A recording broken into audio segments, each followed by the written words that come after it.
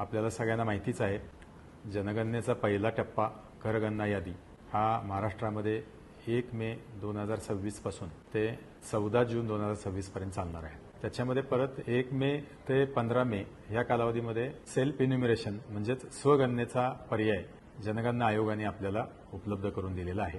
त्याकरता 1 मे पासून 15 मे पर्यंत ज्यांना ज्यांना शक्य आहे अशा सर्व नागरिकांनी, कुटुंब प्रमुखांनी, कुटुंबातल्या तंत्रस्नेही मुलांनी आपल्या कुटुंबाची स्वगणना करावी असं मी तुम्हाला आवाहन करतो। त्याकरता या ठिकाणी दिलेला जो वेब ॲड्रेस आहे त्याचा आपण वापर करावा आणि आपण त्याच्यावर जाऊन स्वगणना करावी। ही स्वगणना केल्यानंतर आपल्याला एक एसी आयडी येईल, तो आयडी जपून ठेवावा आणि आपल्या घरी जेव्हा 16 मे ते 14 जून या कालावधीमध्ये प्रगणक येतील तेव्हा त्यांच्याकडे द्यावा।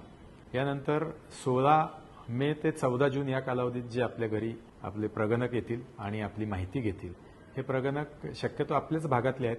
आपल्या गावातील शिक्षक असतील, आपल्या शेजारच्या गावातले शिक्षक असतील अथवा अन्य विभागातले अधिकारी कर्मचारी असतील, हे आपले परिचयाचे असतील आणि त्यांचा जर परिचय नसेल तरी देखील त्यांचं ओळखपत्र आपण पाहावं। आपली माहिती ही अन्य कोणालाही खाजगी व्यक्तीला देऊ नये। या संपूर्ण प्रक्रियेमध्ये कोल्हापूर जिल्हावासियांनी अत्यंत मनापासून या राष्ट्रीय कर्तव्यासाठी सहकार्य करावं असं मी जिल्हा प्रशासनाच्या वतीनं आपल्या सर्वांना आवाहन करतो। धन्यवाद।